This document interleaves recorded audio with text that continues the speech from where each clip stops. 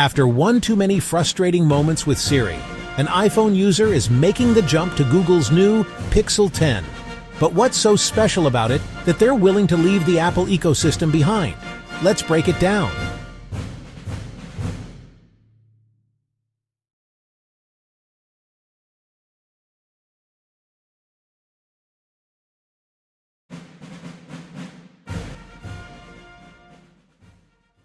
It started with a simple question.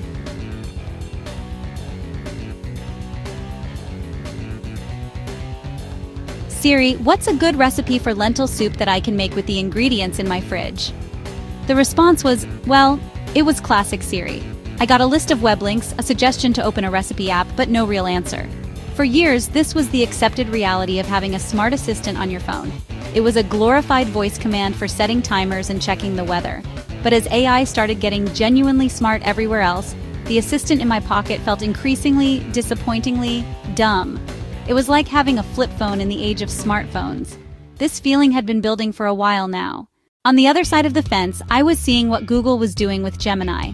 It was more than just a voice assistant. It was a conversational AI that could reason, plan, and create. A complex, multi-step travel itinerary generated by Gemini. Elio watched, fascinated, as his uncle then asked Gemini, "Okay, based on that itinerary, can you draft a polite email to my boss requesting the time off?" A moment later, a well-written, professional email appeared on the screen, ready to send. That was the tipping point for Elio. He looked at his own iPhone and realized Siri couldn't even handle the first step of that chain of commands.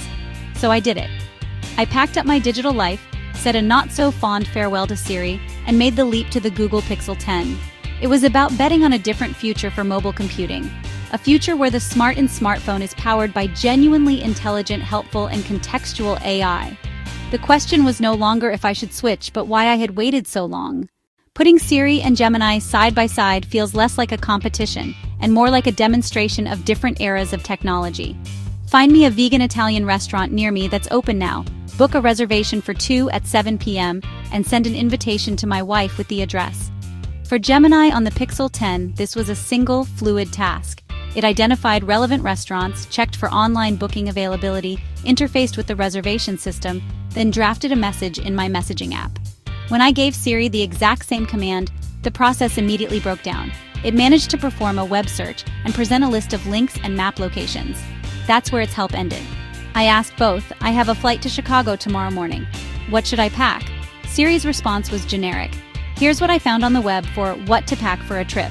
It was completely unhelpful. Gemini automatically checked the weather forecast for Chicago, saw my flight details in my calendar, and gave a tailored suggestion. The weather will be rainy and cool. I'd recommend packing a waterproof jacket, a sweater, and an umbrella, in addition to your usual items. You can have a follow-up conversation with Gemini. After its packing suggestion, I can ask, "Okay, where's the best place to get a deep dish pizza within walking distance of my hotel?"